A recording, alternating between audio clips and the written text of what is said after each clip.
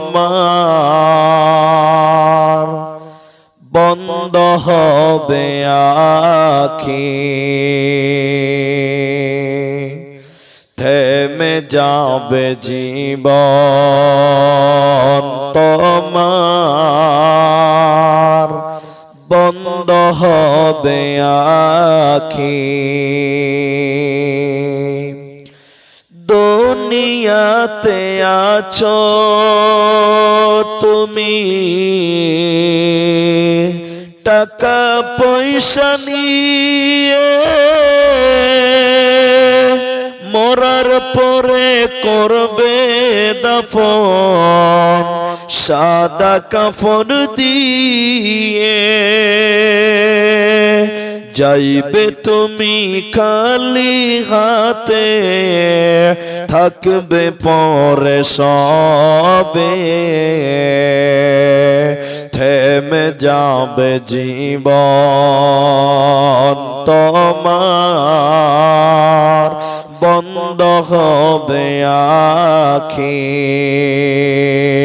থেমে যাবে জীবন তোমার বন্ধ হবে আখি ওরে মন থেমে যাবে জীবন তোমার বন্ধ হবে আখি আমল ঝুরি কর ভারী সময় যে আর নাই মরণ পাখি দিলে রে ডাক রবে না উপায় খাঁচা ছেড়ে উড়াল দিবে কেমনে ধরে থাকি থেমে যাবে জীবন তোমার বন্ধ হবে আখি থেমে যাবে জীবন তোমার বন্ধ হবে আখি মরণ পাখি যে দিন এসে করবে ডাকা ডাকি থেমে যাবে জীবন তোমার বন্ধ হবে আখি উপস্থিত চলমান সভার যোগ্যতম সভাপতি স্টেজে উলামায়ে কেরাম অতিথিবৃন্দ আমার সামনে বসে থাকা দিনদার ইমানদার মুমিন ভাই সকল দোয়ার কান্টারি মুরব্বী সমাজ স্নেহের কচিকাচা সমাপ্তি দিব যদি আল্লাহ তৌফিক দেন তো আলাইহি তাওয়াক্কালতু ওয়া ইলাইহি উনীব মোহতারাম ভাইও আজিজ ও দোস্ত আমরা মানুষ আল্লাহ মানুষকে যে কত ভালোবাসেন তা মানুষ যদি জানতো তাহলে অবশ্যই অবশ্যই মানুষ তার প্রতিপালকের গোলামিত্বকে স্বীকার করত। আমরা মানুষ, আমরা হলাম সৃষ্টির সেরা, আশরাফুল মাখলুকাত। আল্লাহ আমাদেরকে এত সুন্দর করে বানিয়েছেন, আমরা ওই আল্লাহর শুকরিয়া আমরা আদায় করি না। কিভাবে আল্লাহর শুকরিয়া আদায় করতে হয় সেটিও আমাদের জানা নাই, আমাদের জেহেনে নাই। নচেত আমরা মানুষ এত পাপ করি, এত গুনাহ করি, আমাদের ভিতরে একবারও জাগ্রত হয় না যে পাপ করে যদি আমরা এভাবেই মারা যাই তাহলে আল্লাহর কাছে আমরা কি জবাব দিব। এই বিষয়টা আমাদের বিবেক, আমাদের চেতনা আমাদেরকে জাগিয়ে দেয় না। না হলে আজকে তাম পৃথিবীর দিকে যদি আমি আপনি তাকাই, আপনার আশেপাশের মানুষদের দিকে যদি আপনি তাকান, আমরা এত পাপ করি, আল্লাহ যদি আমাদের দয়া না করতেন তাহলে আল্লাহ আমাদেরকে ধূলিসাৎ করে দিতেন, হেলাক করতেন, বরবাদ করতেন। আল্লাহ করছেন না কেন? আল্লাহ তার বান্দাদেরকে ভালোবাসেন, আল্লাহ তার গোলামদেরকে ভালোবাসেন, আল্লাহ তার সৃষ্টিকে ভালোবাসেন, মানুষকে আল্লাহ ভালোবাসেন। তাই আমরা পাপ করার পরেও দুনিয়াতে আমরা বেঁচে আছি, আল্লাহ আমাদেরকে বাঁচিয়ে রেখেছেন। হে আমার মা, আজকে আমি আপনাদের সামনে একটি ছোট করে একটি বিষয় উপস্থাপন করব। কেন?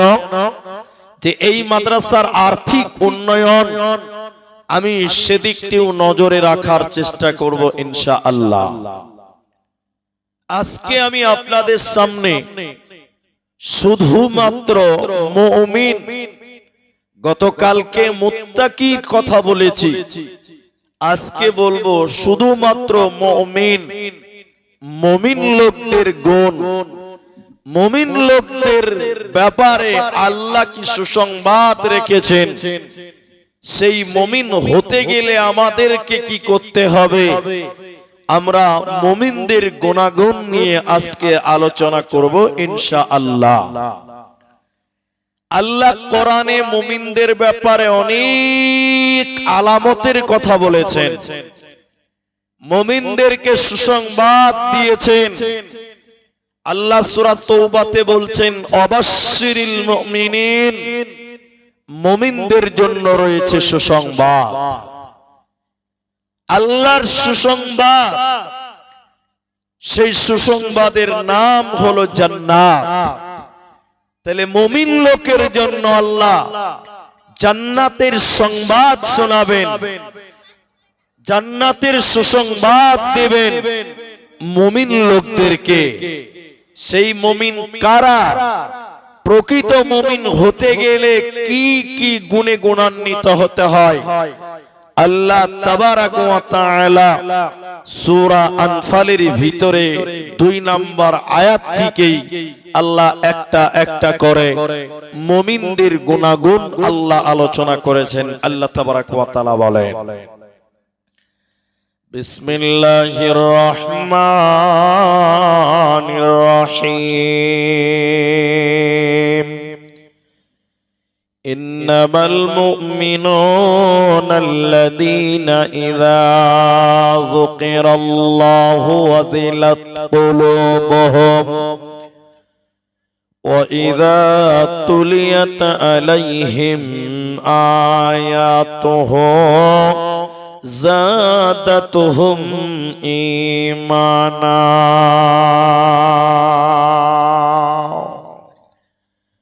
আল্লাহ তাবারাক ওয়া তাআলা বলেন, প্রকৃত মুমিনকে, কোন লোকটাকে মুমিন বলা হবে, কোন লোকটাকে আল্লাহ জান্নাতের সুসংবাদ দেবেন, সেই মুমিনকে আল্লাহ বলেন যার সামনে আমি আল্লাহর জিকির করা হয়, যার সামনে আমি আল্লাহর কথা বলা হবে, মুমিনের ভিতরে তখন আল্লাহর ভয় ঢুকে যাবে।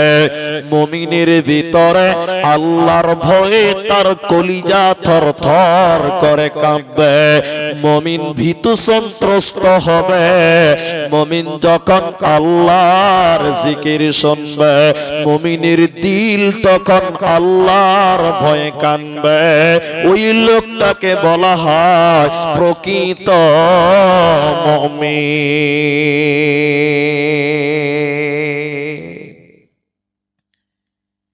একদিন হযরতে ওমর রাত্রি বেলায় ডিউটি করলেন, ডিউটি করছেন, তার এলাকায় কে বিধবা খেতে পেল না।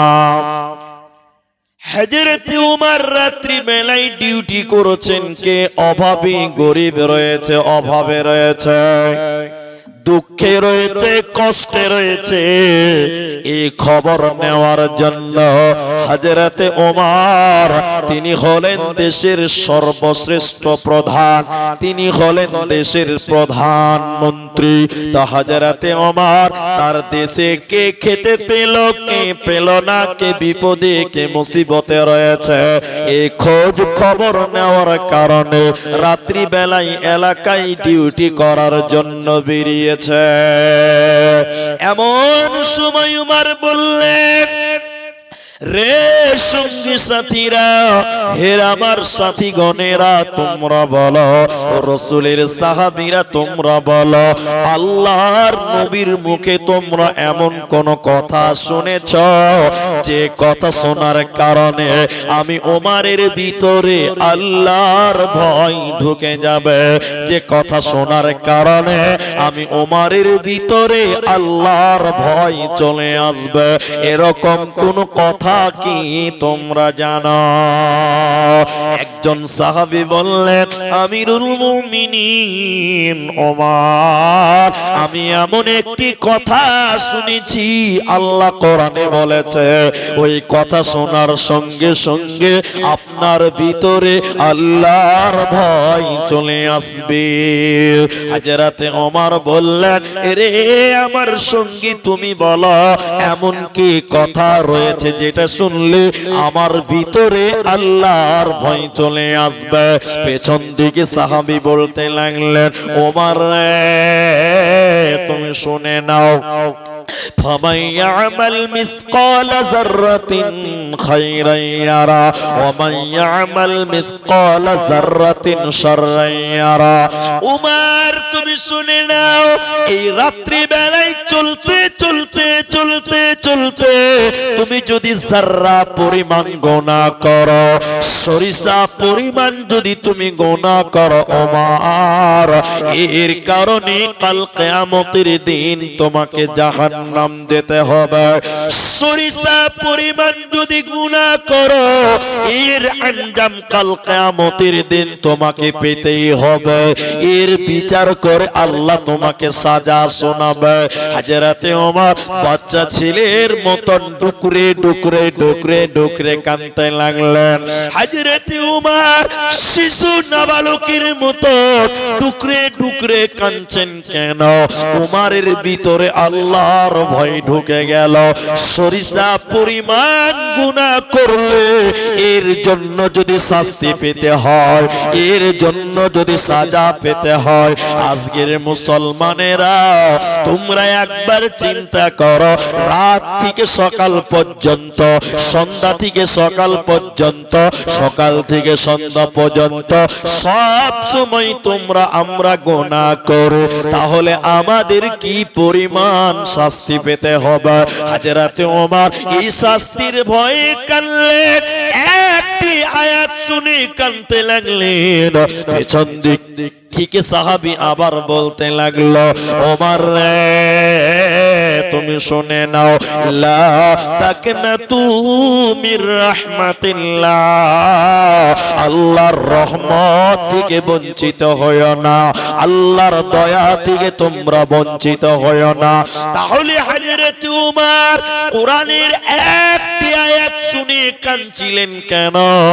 কারণ ওমর ছিলেন এই পৃথিবীতে প্রকৃত মুমিন। তাই আল্লাহ তাবারাক ওয়া তাআলা বলেন, মুমিনকে, কোন মানুষটাকে মুমিন বলা হবে?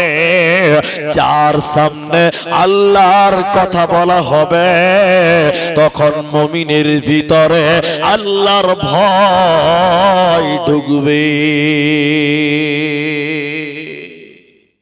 মুমিন যখন আল্লাহর কথা শুনবে, কোরআনের কথা শুনবে, মুমিনের ভিতরে আল্লাহর ভয়, আল্লাহর ভয়, আল্লাহর ভয়ে থরথর থরথর করে কাঁপবে।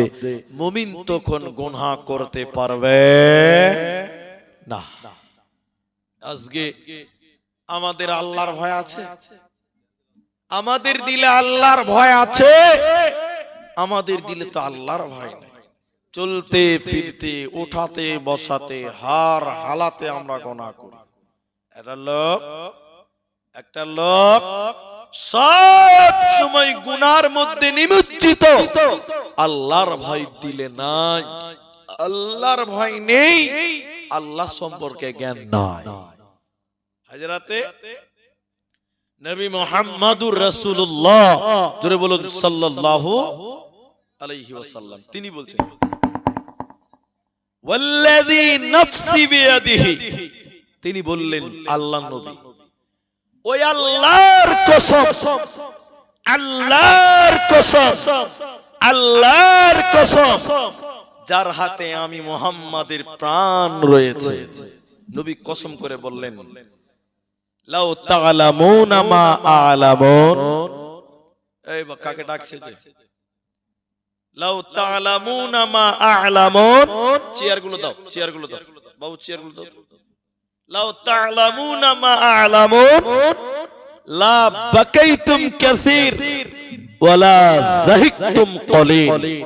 আমার দিকে দেখেন ভাইরা, আল্লাহ নবী বললেন আমি নবী যতটা আল্লাহ সম্পর্কে জানি, তোমরা যদি ততটা আল্লাহ সম্পর্কে জানতে, দুনিয়াতে তোমরা হাসতে কম, দুনিয়াতে তোমরা কাঁদতে বেশি।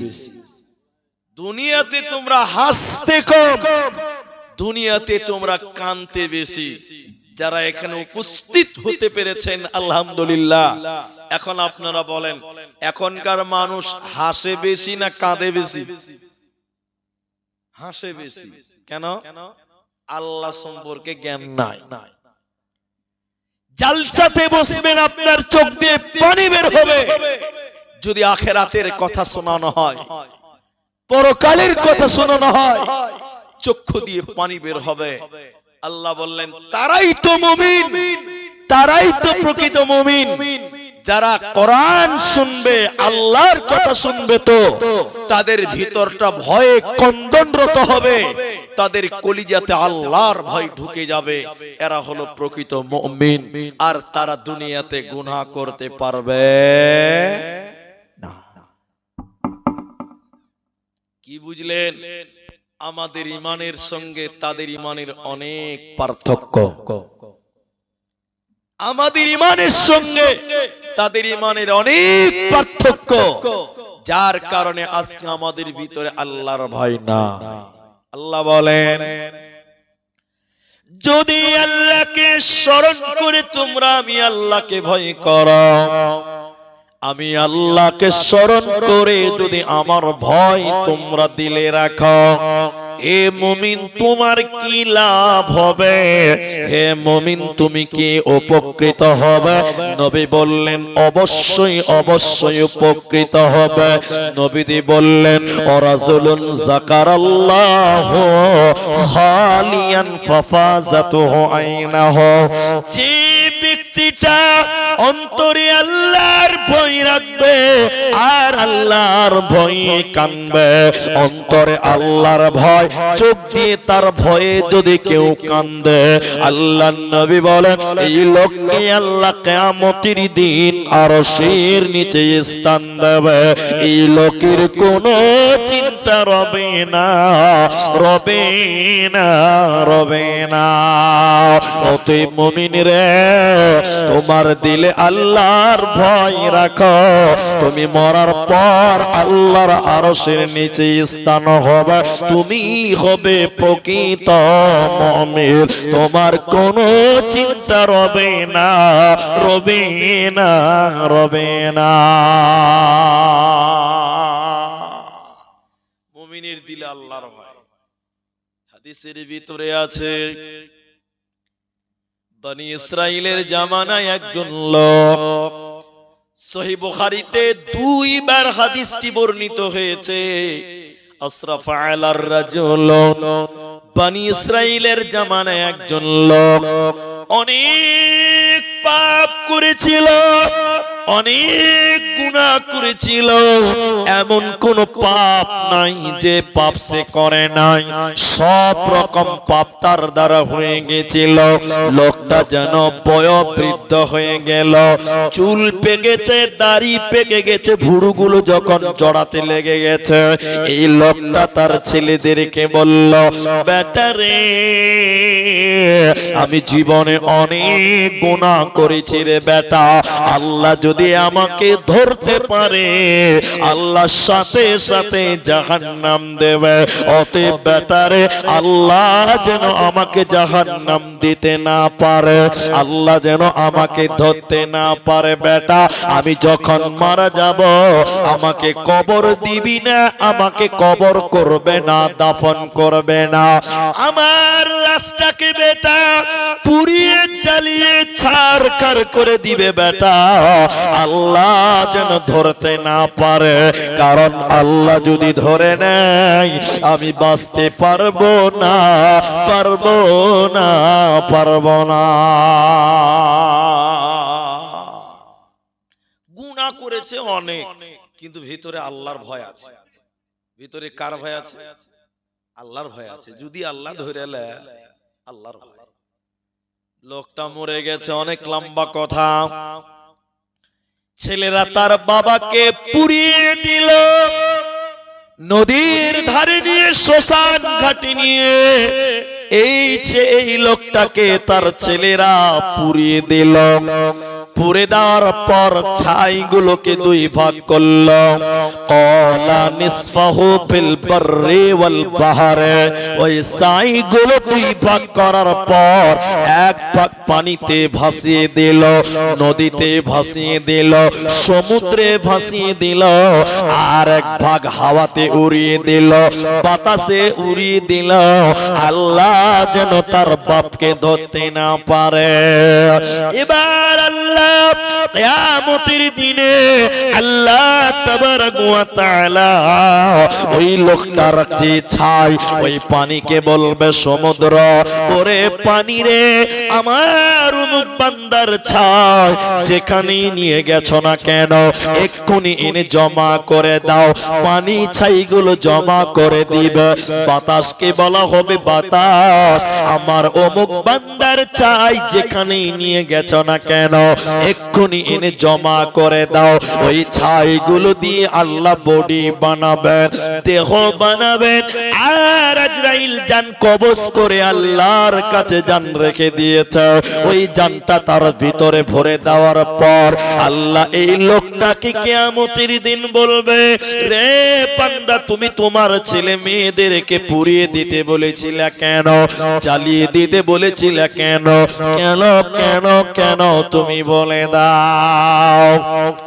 এই গুনাহগার মানুষটা বলবেন, আল্লাহ, শুধুমাত্র আল্লাহ তোমাকে ভয় করেছিলাম, তোমার ভয়ের কারণে আল্লাহ তোমাকে ভয় করেছিলাম, আল্লাহ তোমার ভয়ের কারণে ছেলেদেরকে পুড়িয়ে দিতে বলেছিলাম, আল্লাহ পৃথিবীর অন্য কোন কারণ ছিল না।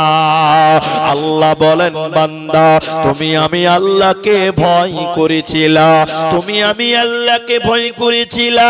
হে বান্দা, যে আমাকে ভয় করেছে তো মুমিন, ওই হয় প্রকৃত মুমিন। তুমি আমাকে ভয় করেছিলা, যাও যাও যাও, ফাগাফারা লাহু, আমি আল্লাহ তোমাকে মাফ করে দিলাম, তোকে জাহান্নাম যেতে হবে না, হবে না। অতএব যে লোকটা মুমিন হবে তার ভিতরে আল্লাহর ভয় থাকবে। যখনই তার সামনে আল্লাহর কথা বলা হবে, আল্লাহর কানুন বলা হয়, তখন তার ভিতরে ভয়ে কন্দনরত হয়ে যায়।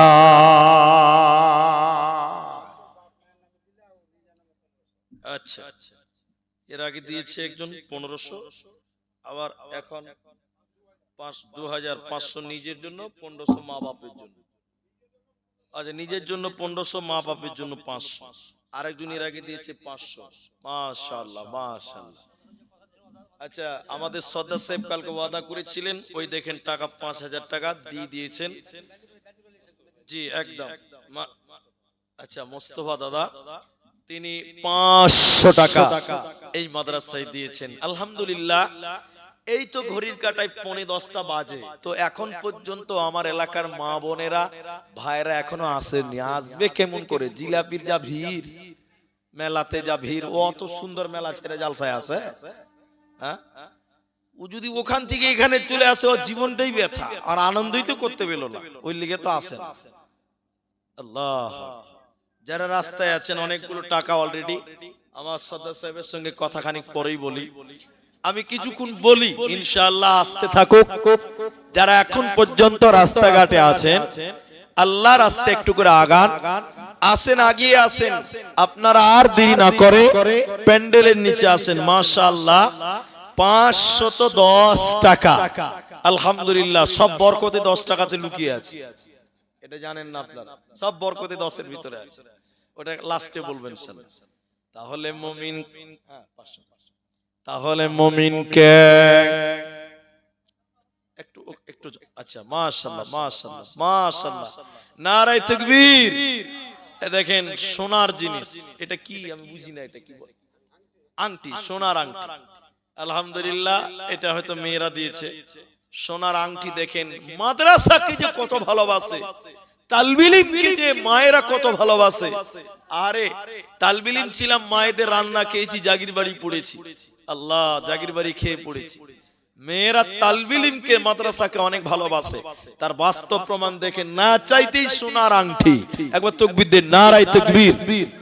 তো আমি কিছুক্ষণ বলবো, একটু ধৈর্য ধরতে হবে। আরেকজন দিয়েছে ফ্যানের দাম 1500 আর 500। যারা 1500 দিচ্ছেন 1500 টাকা, মনে রাখবেন 1.5 রিকাত কিন্তু নামাজ নাই, হয় 2 রিকাত আছে নাহলে 3 রিকাত আছে। 1.5 রিকাত নামাজ নাই, অতএব 1.5 রিকাত দান করিয়েন না, 2 রিকাত করবেন, 2000 টাকা কমসে কম দেন। এটা আমি আগেই বলে দিলাম, কারণ নামাজ 1.5 রিকাত নাই, 2 রিকাত, 1 রিকাত, 3 রিকাত, 5 রিকাত, বেতিন নামাজ। জি মাশাআল্লাহ। এবার মুমিনকে, লাইনটা কেটে যাচ্ছে ভাই, আমি একটু বলি, তারপরে ইনশাআল্লাহ চাইবো আপনারা দেবেন, আপনারা দিবেন, আমি দোয়া করব আপনারা দেবেন। মা ও জননী যারা বাড়িতে আছেন, আর দেরি নয়, এবার আগে আসতে হবে। আল্লাহ বলেন, ওয়া ইযা তুলিয়াত আলাইহিম আয়াতুহু যাদাতুহুম ঈমানা। মুমিনকে, মুমিনের দ্বিতীয় ডেফিনিশন আল্লাহ বললেন, যখন মুমিনের সামনে কোরআন তেলাওয়াত করা হয়, মুমিনের সামনে কোরআন পড়া হবে, মুমিন কোরআন শুনবে, তো মুমিনের ঈমান বাড়বে, বেঈমানের ঈমান বাড়বে না।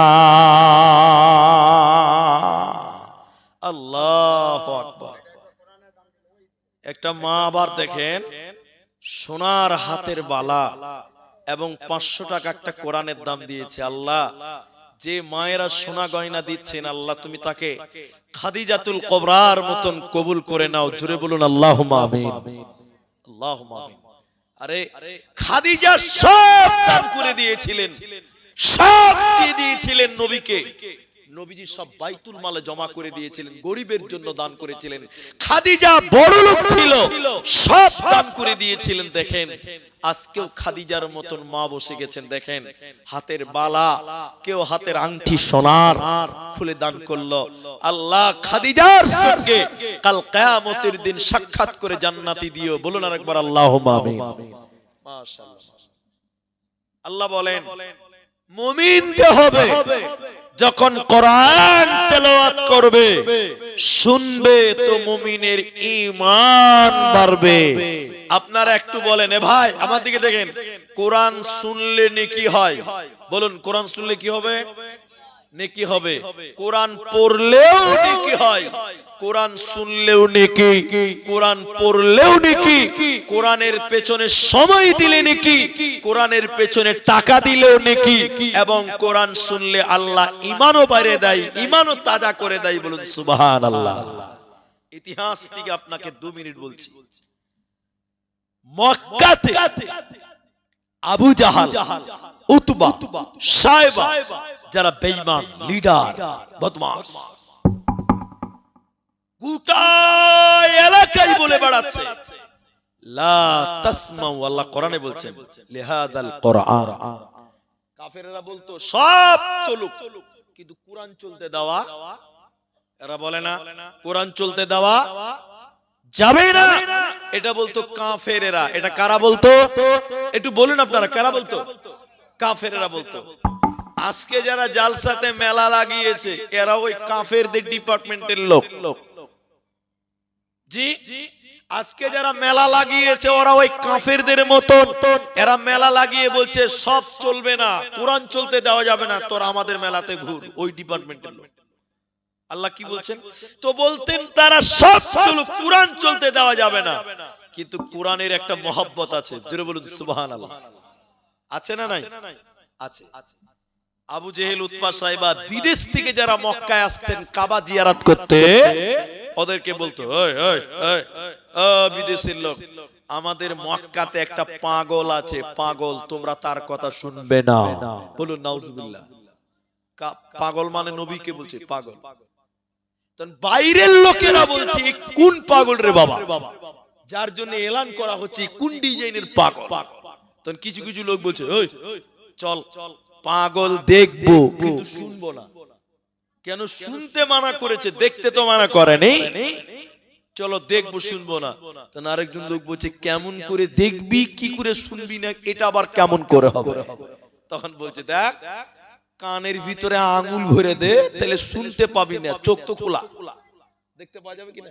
এদিকে দেখেন, কাবার সামনে হাকিমের যে পাথরটা রয়েছে, আল্লাহর নবী ওই পাথরে হেলান দিয়ে, কোন মুহাদ্দিস বলেছেন সূরা রহমান, কোন মুহাদ্দিস বলেছেন সূরা কাহফ, এই সূরা তেলাওয়াত করছেন।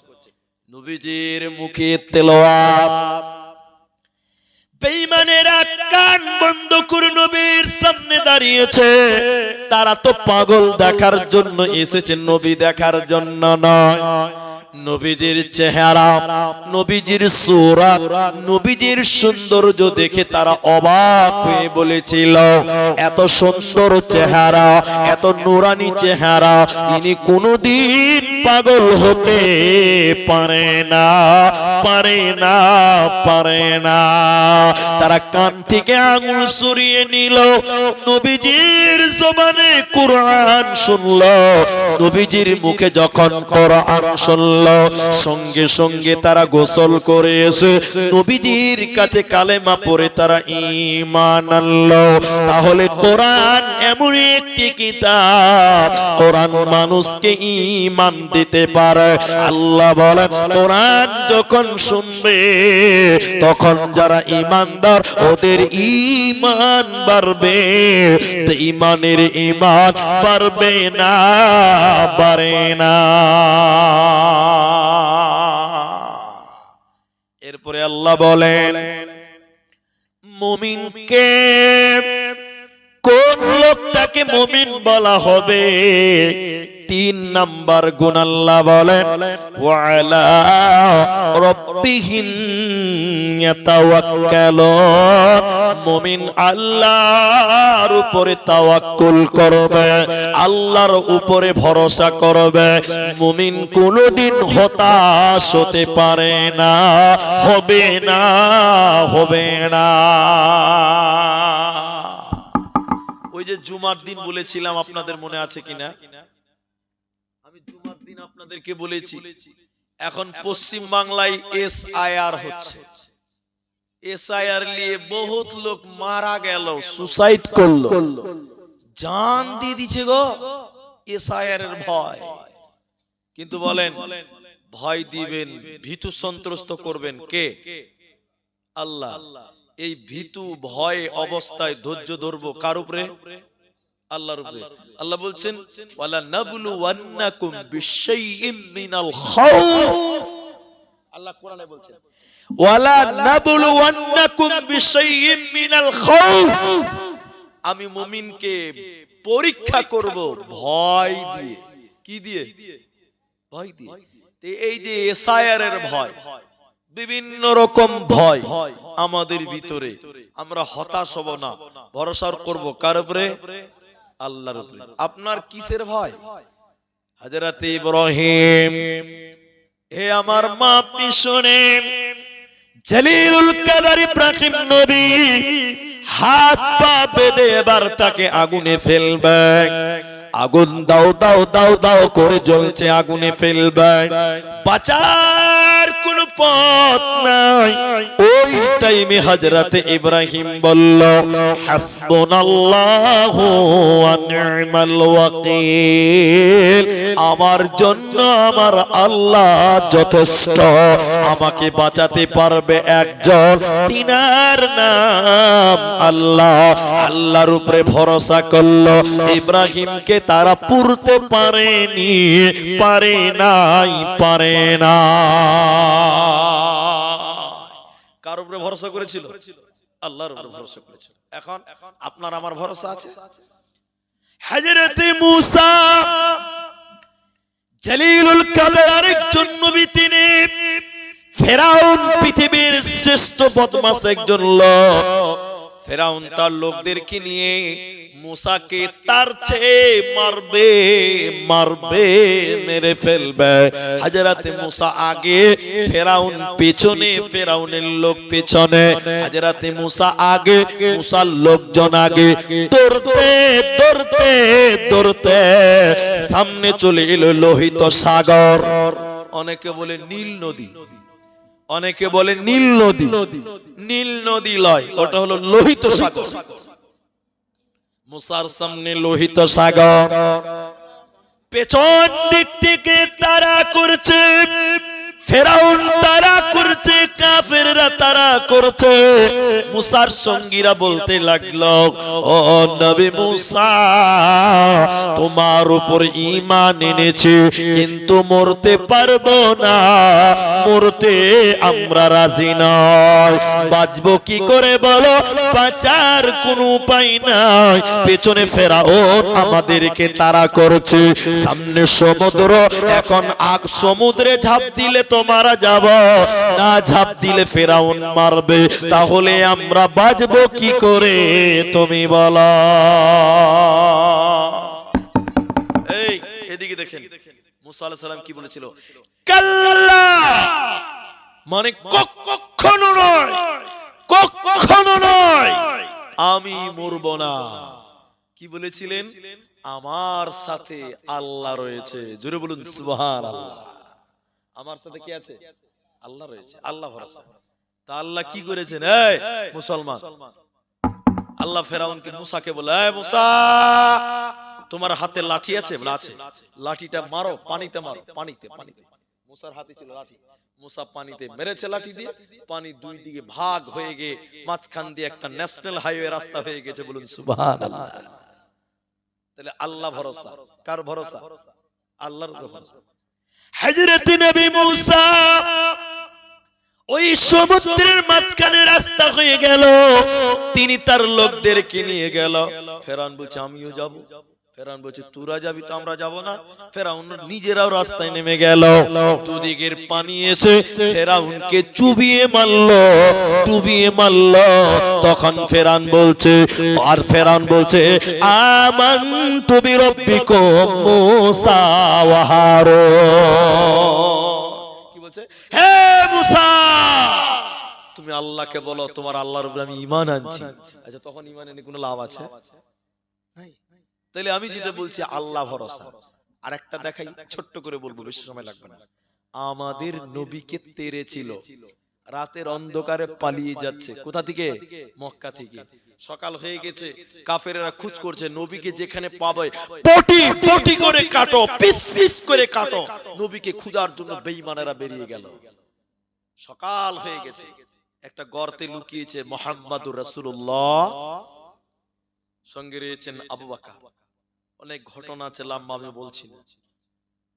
কাফেরেরা ওই গর্তের মুখে চলে এসেছে। হযরত আবু বকর বলছেন, এদিকে দেখেন, কাফেরেরা যদি একটু মুখটা বাড়িয়ে ভিতর দিকে তাকায় তো আমরা ধরা পড়ে যাব, আমরা ধরা পড়ে যাব। এমন সময় আবু বকর কাঁদছে, ভয়ে থরথর করে কাঁপছে। নবীজি বললেন, আবু বকর, আল্লাহ ভরসা, আবু বকর তুমি কি মনে করেছো এই গর্তে তুমি আর আমি আমরা দুইজন? এই আবু বকর তুমি কি মনে করছো এই গর্তে তুমি আর আমি আমরা দুইজন? না না না, এই গর্তে তুমি আর আমি দুইজন নয়, আমাদের মাঝে আর একজন আছে, তিনার নাম আল্লাহ। আমাদের ভিতরে আল্লাহ রয়েছে, অতএব আমাদেরকে ধরতে পারবে না। নবীজিকে বেঈমানেরা ধরতে পারল না, অতএব তারা এত বড় বড় বিপদের সম্মুখীন হয়েছে, কিন্তু তারা আল্লাহকে ভুলে না। তাই আল্লাহ তাবারাক ওয়া তাআলা বলেন, মুমিন যে লোকটা হবে ওয়া আলা রব্বিহিম ইয়াতাওয়াক্কালুন, মুমিন আল্লাহর উপরে তাওয়াক্কুল করবে, আল্লাহর উপরে ভরসা করবে, মুমিন কোনদিন হতাশ হতে পারে না। এরপরে আল্লাহ বলছে নাম্বার 4, মুমিনকে কোন লোকটাকে মুমিন বলা হয় আমি 5টি বলার চেষ্টা করব। আল্লাহ বলছেন, আল্লাযীনা ইউকিমুনাস সালাতা, যে লোকটা মুমিন হবে ওই লোকটা নামাজ কায়েম করবে। মুমিন কোনদিন বেনামাজি হতে পারে না, পারে না, পারে না। এখন কিছু কিছু লোক বলছে, এই এই বাবু, এখন কিছু কিছু লোক বলছে, হুজুর মুনি সাহেব নামাজ না পড়তে পারি ঈমান ঠিক আছে। এটা পাক্কা চিটিং বাজলো। যারা বলে নামাজ না পড়তে পারি ঈমান ঠিক আছে, পাক্কা চিটার। আল্লাহকে ধোঁকা দিচ্ছে, জনগণকে ধোঁকা দিচ্ছে, আরে আল্লাহ ওয়ালাদেরকে ধোঁকা দিচ্ছে, ও নিজেকেই ধোঁকা দিচ্ছে। যারা নামাজ পড়তে পারে না, যারা নামাজ পড়ে না, ওই লোক কোনদিন মুমিন হতে পারে না। নামাজ পড়তে হবে মুমিন হতে গেলে। আরে টুপি নাই, অনেক লোক তো নামাজ উজু করতেও জানে না, উজু করতেও জানে না। আশ্চর্য মুসলমান। বহুদিন আগেকার কথা, উজু করতে গেলেও তাকে শিখতে হবে, নাকি বলছেন আপনারা? হ্যাঁ না বলে না? তো শিখবেন কোথায়? মাদ্রাসা যেতে হবে, মক্তব যেতে হবে। এক লোক কোনোদিন নামাজ পড়ে না, কোনোদিন নামাজ পড়ে না। তোর বাপ মরেছে, নিজের বাপ মারা গেছে, তোকে তো জানাজা পড়তে হবে। জানাজা পড়বে না জি? আরে যারা নামাজ পড়ে না ওরা জানাজাতে 1 নাম্বার কাতারের মুসল্লি। ঠিক বলছি না? জোরে বলেন। আপনি বিশ্বাস করবেন না, মসজিদের ইমাম সাহেব আব্দুল সামাদ ভাই এলান করলো অমুক মারা গেছে, আসর জানাজা হবে আসরের পর। ঠিক আছে, এবার আমরা যেটি লোক আছি স্টেজে, সবটি লোক আসরের সময় মসজিদে গেলাম যে নামাজটা পড়লে তারপরে জানাজায় যাব। আমরা নামাজ পড়তে এসেছি, নামাজ পড়ে আমরা বেরিয়ে দেখছি জানাজার মাঠে 1 কাতার আগে থেকে দাঁড়িয়ে আছে। আচ্ছা বলুন, ওরা নামাজ পড়েছে, ওরা আসরের নামাজ পড়েছে, ওটিকে জুতা করে পিটান আগে বাড়া, জানাজার মাঠ থেকে বাড়া। ওদের ওখানে থাকলে আরো নাপাক হয়ে যাবে লোকটা। আল্লাহ বলেন মুমিনকে 5 ওয়াক্তের নামাজ কায়েম করতে হবে। আল্লাহ বলেন, আল্লাযীনা ইউকিমুনাস সালাত, যে লোকটা মুমিন হবে 4 নাম্বার গুণ, ওই লোক নামাজ কায়েম করবে, বেনামাজি মুমিন হতে পারবে না। 5 নাম্বার শুনে নিন, ওয়া মিম্মা রাযাকনাহুম ইউনফিকুন। এখন 10 মিনিট টাইম লাগবে, একটু শুনেন। এটা আমার মেন আলোচনা আজকে, যেটা আলোচনা।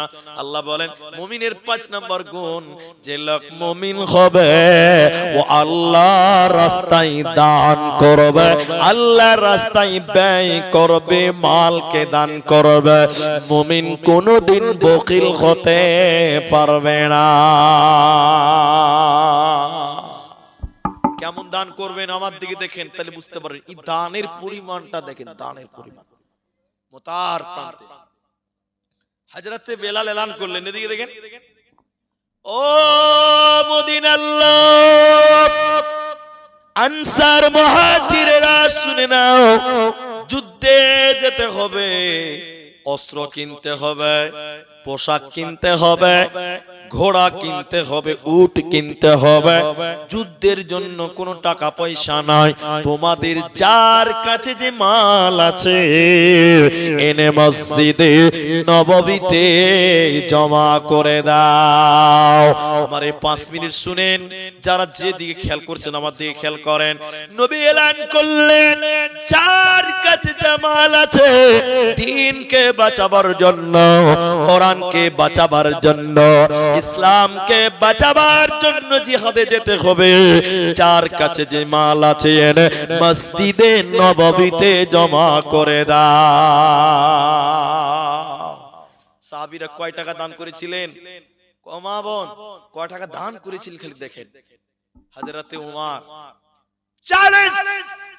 চ্যালেঞ্জ দিয়ে বললেন, আজকে আমি আবু বকরকে দান করে হারিয়ে দিব। চ্যালেঞ্জ।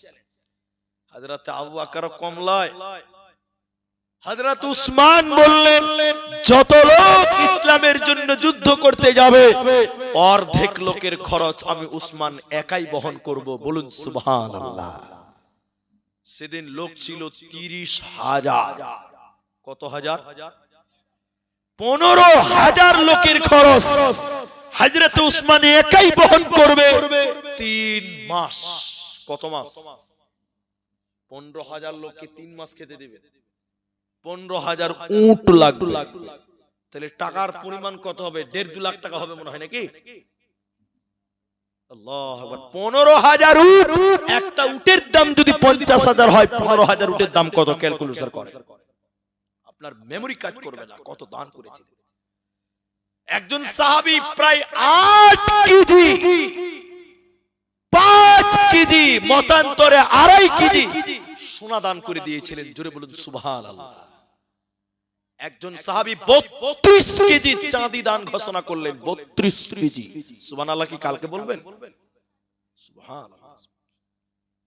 হযরতে আবু বকর কিছু মাল একটা ক্যারিতে করে নিয়েছেন, প্যাকেটে করে, প্যাকেট, কয়েকটা দিনার, দিরহাম, জব, খেজুর, কয়েকটা মাত্র হযরতে রাসূল মুহাম্মদ বলুন সাল্লাল্লাহু ওনার সামনে ঢেলে দিলেন। ওইদিকে উমর চ্যালেঞ্জ করেছে যে আবু বকর যা দান করবে তার চেয়ে বেশি করব।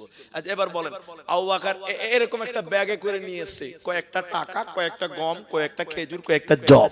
তাহলে বলেন আবু বকরের দান কম না বেশি? কম। 80 মাল নিয়েছে, 80 এই অল্প নিয়েছে। এবার ঢেলে দিলেন।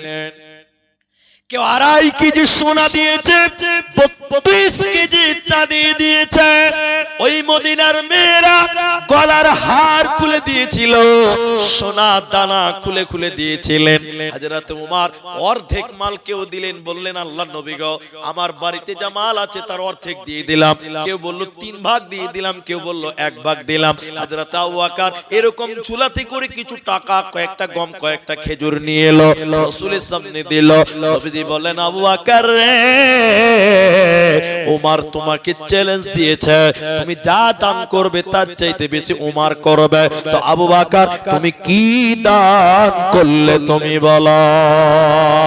হযরত আবু বকর বলেছিলেন, ইয়া রাসূলুল্লাহ, আমি কি দান করলাম আপনি জানতে চাইছেন? শুনিলেন নবী আমার, আল্লাহকে এবং আপনি নবীকে আমার বাড়িতে রেখেছি, আল্লাহকে এবং নবীকে বাড়িতে রেখে আমার বাড়িতে যা কিছু ছিল আমি আবু বকর সব কিছু দান করে দিলাম। বলুন সুবহানাল্লাহ। হযরত ওমর মাথা নিচু করে বললেন, আমি আজকেও জিততে পারলাম না, পারলাম না, পারলাম না। আবু বকরের সংখ্যা কম, সম্পদে কম, কিন্তু তার কথাটা সবচেয়ে বেশি বড় হয়ে গেছে। জুড়ে বলুন সুবহানাল্লাহ। সুবহানাল্লাহ। হে আমার মা, হে আমার বোন, আল্লাহ বলছেন মুমিন যে হবে সে দান করবে, দান করবে। মুমিন কোনদিন কৃপণ হতে পারে? জুড়ে বলেন না। আরেকটা দেখাই আপনাকে, আর 1 মিনিট লাগবে।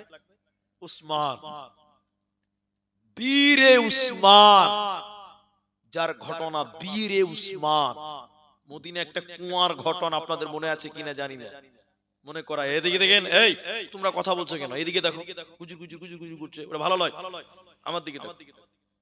বীরে উসমান মদিনা ছিলেন মরুভূমি, এখন মরুভূমি, তবে এখন পানি খুব সহজ। রাসূলের জামানায় পানি খুব সহজ ছিল না। একটা কুয়া ছিল মুনাফিকের, মুনাফিক লোভী, লোভী মুনাফিক। ওই কুয়োতে পানি খেতে গেলে টাকা লাগতো, টাকা। গরিব মানুষ, আরে মদিনাতে এসে মক্কা থেকে সাহাবীরা কারো বাড়ি তো নাই, কারো বাড়িতে আশ্রয় নিয়েছে, কারো বারান্দায় আশ্রয় নিয়েছে, কারো ঘরের কান্টাতে আশ্রয় নিয়েছে। ঘরই তো নাই, তো পানি খাওয়ার টাকা কোথায় পাবে? আরে আল্লাহ নবী বললেন, এই লোকেরা শোনো, এই কুয়াটা যে ব্যক্তি মানুষদের জন্য ফ্রি করে দিতে পারবে, আমি নবী তার জন্য জান্নাতের ওয়াদা দিচ্ছি। জোরে বলুন সুবহানাল্লাহ। হযরত উসমান বলছেন, সুযোগ তো বড়ই পেয়েছি, জান্নাত যেতেই হবে, কি করে কিনা যায়? উসমান গেলেন ওই ওই ওই কুয়ার মালিক মুনাফিকের কাছে। ভাই, ব্যবসা তো মাশাআল্লাহ খুব ভালোই চলছে, তো কুয়াটা আমাকেও খানিক বিক্রি করে দাও। না ভাই, বিক্রি করা যাবে না। বলে, আরে গোটাই বিক্রি করতে হবে না, অর্ধেক বিক্রি করো, অর্ধেক। কিছু টাকা নিয়ে নাও, তুমি অর্ধেক মালিক, আমি অর্ধেক মালিক, দুই বন্ধু মিলে ব্যবসা করব। তোমার কাফের মুনাফিক তোমাকে দেখে আসবে, আর আমাকে দেখে রাসূলের সাহাবীরা আসবে, তাহলে ব্যবসা আরো চাঙ্গা হবে। মুনাফিক লোভী ছিল, লোভী। তো মুনাফিক মনে মনে ভাবছে, তাহলে বন্ধু তো বেশ ভালোই পেয়েছি, এরকম বন্ধুই তো দরকার। খুব ভালো করে শুনুন, হযরত উসমান কিছু টাকার বিনিময়ে কুয়াটাকে কিনে নিলেন, অর্ধেক মালিক। কথা কি বুঝতে পারলেন? হ্যাঁ না বলেন? অর্ধেক মালিক। একদিন, দুদিন, 3 দিন ব্যবসা করেছে ভাগে। তারপরে দিন উসমান এসে বলছে, ভাই কুয়াটা ভাগ করে নাও ভাই। ওই ভাগে ব্যবসা করা ভালো নয়, ভাগে ব্যবসা করলে 2 দিন আগে আর পরে ঝামেলা হবে, অতএব কুয়াটা ভাগ করে নাও। তখন মুনাফিক মাথা হাত দিয়ে বলছে, ভাই তুই 3 দিনে পাল্টি খেয়ে গেলে, তো কুয়াটা ভাগ করবো কি করে? কইছে, মাঝখানে দেওয়াল দে। আচ্ছা আপনারা বলেন, কুয়ার মাঝখানে দেওয়াল দেওয়া যাবে? তাই কি সম্ভব? তো বলছে, এটা তো যাবে না। তখন উসমান বলছে, তাহলে এক কাজ কর, তুই একদিন পানি বিক্রি কর, আর আমি একদিন পানি বিক্রি করব। যেদিন তুই পানি বিক্রি করবি টাকা তোর, যেদিন আমি করব টাকা আমার। তাহলে তো কোনো ঝামেলা হবে না। ঝামেলা হবে না। যেদিন মুনাফিকের পালা, যেদিন উসমানের পালা, উসমান বলে দিল, ও মদিনার লোক, তোমরা পানি খাও এবং পানি নিয়ে বাড়ি চলে জমা করে রাখো, আমার যেদিন পালা সেদিন টাকা লাগবে না। উসমানের দিন ফ্রি, তারপরে দিন টাকা লাগবে। কেউ কিনবে? কেউ আর পানি কিনবে? 2 দিন পর মুনাফিক এসে বলছে, ভাই ব্যবসা ভালো চলছে না, তুমি গোটাটাই নিয়ে নাও। হযরত উসমান, বীরে উসমান, আমার লাইব্রেরিতে বইটি আছে, কুয়ার ছবিটা দেওয়া আছে। হযরত ওসমান গোটাই কিনে নিয়ে ও মদিনাতে দাঁড়িয়ে গিয়ে বলেছিল, ও মদিনার গরিবেরা, ও মদিনার অভাবীরা, আজ থেকে এই কুয়াতে পানি খেতে গেলে কোনো টাকা লাগবে না, লাগবে না। হযরত উসমানের ঘটনা বললে ঘন্টার ঘন্টা লেগে যাবে। বীরে উসমান গম নিয়ে গেছে, লেবার দিয়ে কালীচকের বাজারে গম বিক্রি করতে গেছে। আমি মালিক, আমি উসমান, আমি মালিক, আমি 4টা লেবার করে নিয়ে গেছি কালীচক গম বিক্রি করার জন্য। গম, গম, গমের রুটি খাচ্ছেন না? গম। হযরত ওসমান গম নিয়ে গেছে। পাইকারদের আগে কিছু দালাল থাকে, এই কালীচকের হাটেও আছে দালাল, আছে না নাই বলেন? এবার দালালেরা বলছে, উসমান খানকা ভিতরে বাজারে যে কি করবে, আমাদের কি দিয়ে দাও, আমরাই বিক্রি করে দিচ্ছি।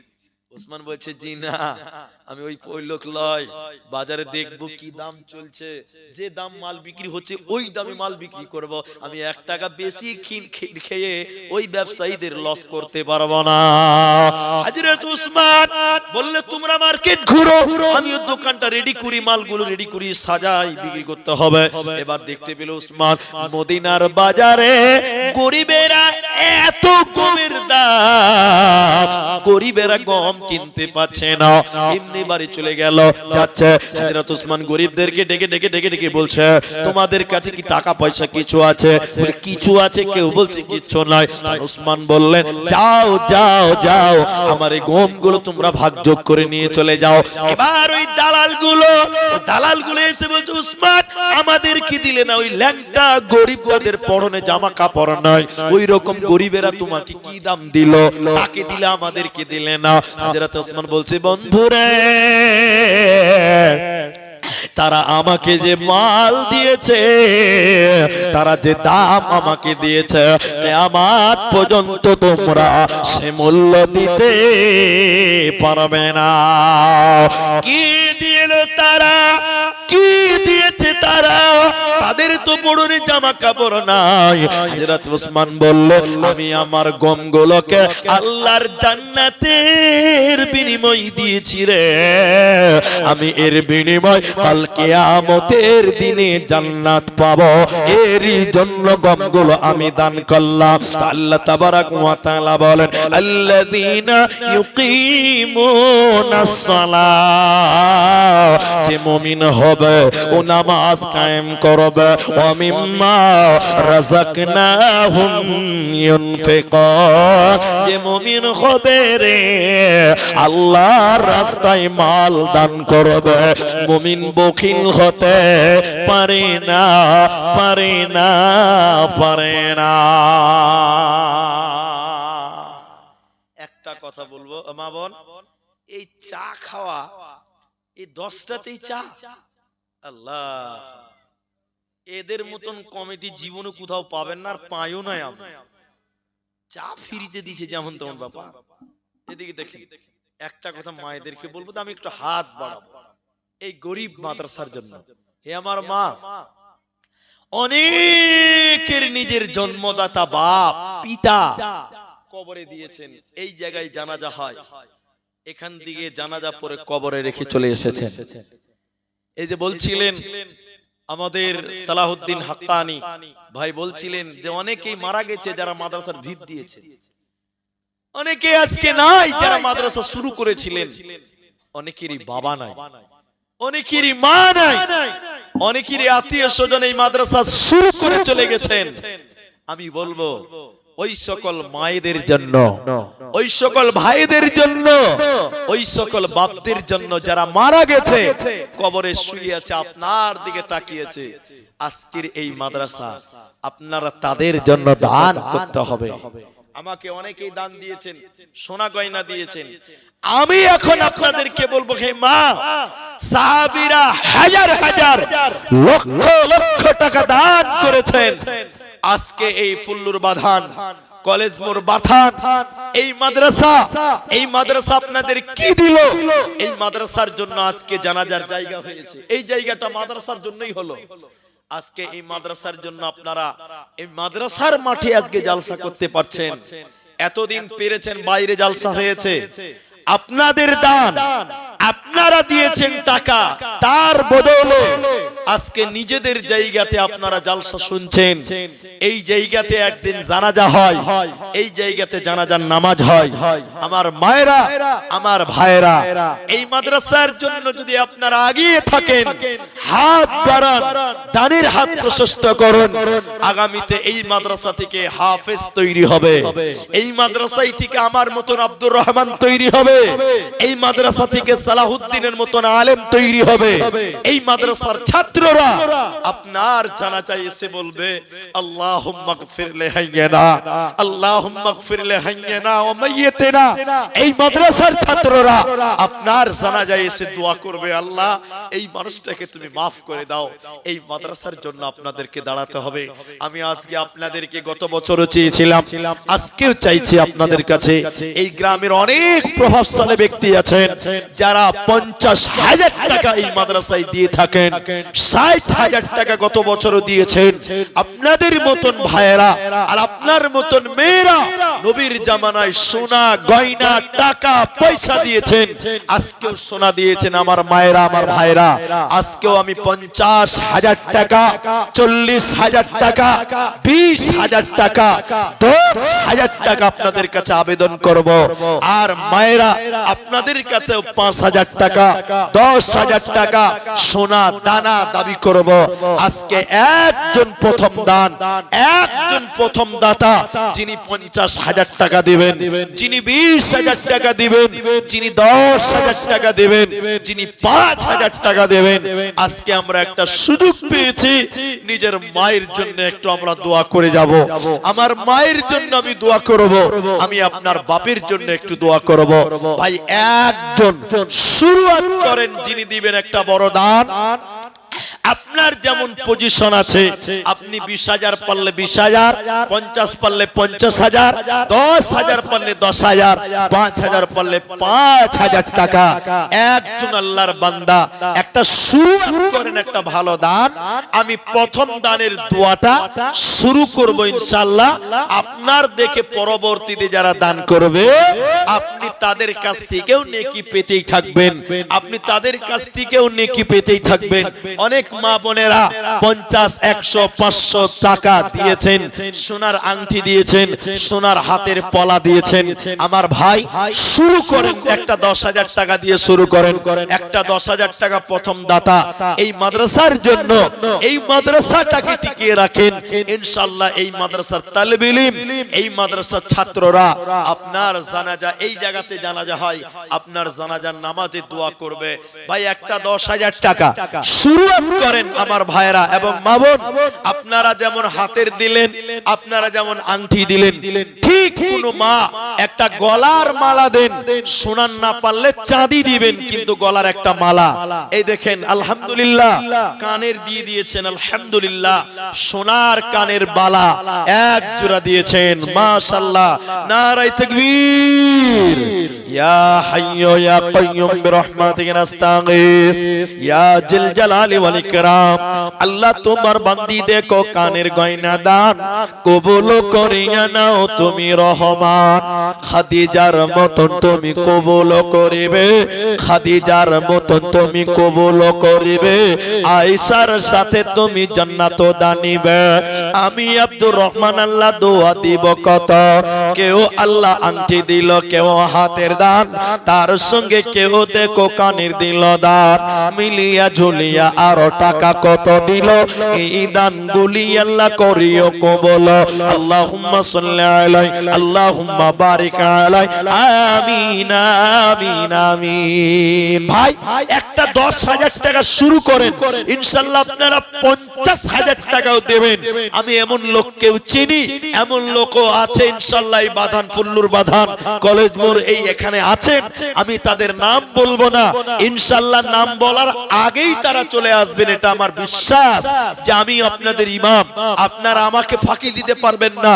আসুন যারা 10,000 টাকা দিবেন, আমার মায়েরা আপনারা হাতের দিলেন, আপনারা আংটি দিলেন, আপনারা কানের দিয়েছেন, কিন্তু নাকের পাই নাই, নাকেরও আপনারা দিতে হবে, গলারও দিতে হবে। নাকের ফুল দিয়ে দিয়েছে, নাকের ফুল দেখেন দিয়ে দিয়েছে, আর 500 টাকা, মাশাআল্লাহ। তাহলে নাকেরও পেলাম, কানেরও পেলাম, গলার মালাও আসবে ইনশাআল্লাহ। আবার একজন দিয়েছেন 2,000 টাকা, আবার তার সঙ্গে একজন দিয়েছেন 1,000 টাকা। কেউ নাকের ফুল দিল, কেউ 1,002 টাকা। আল্লাহ তুমি নেকির খাতা রাখিও না ফাঁকা। আমি আব্দুর রহমান আল্লাহ দোয়া দিব কত, বিনিময় দিও প্রভু তোমার মনমত। ও গোবারি দয়াময় দয়া প্রকাশিয়া এ দানীদের দান লাও কবুল করিয়া। কতজন 500 করে দিল দান, উদ্দেশ্য পূরণ করো তুমি রহমান। আল্লাহুম্মা সাল্লি আলাইহি, আল্লাহুম্মা বারিক আলাইহি, আমিন আমিন আমিন। সর্দার সাহেবের মেয়ে 500 টাকা দিয়েছে, তার মা মারা গেছে কিছুদিন আগে।